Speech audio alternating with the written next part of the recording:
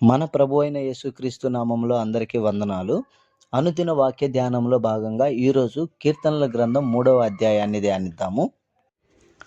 యెహోవా, నన్ను బాధించువారు ఎంతో విస్తరించి ఉన్నారు. నా మీదికి లేచువారు అనేకులు. దేవుని వలన అతనికి రక్షణ ఏమీయూ దొరకదని నన్ను గూర్చి చెప్పువారు అనేకులు. యెహోవా, నీవే నాకు కేడెముగాను, నీవే నాకు అతిశయాస్పదముగాను, నా తల ఎత్తువాడవుగాను ఉన్నావు.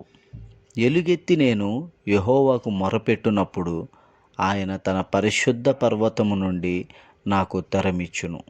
యెహోవా నాకు ఆధారము కావున నేను పండుకొని నిద్రపోయి మేలుకొందును. 10,000 మంది దండెత్తి నా మీదికి వచ్చి మోహరించినను నేను భయపడను.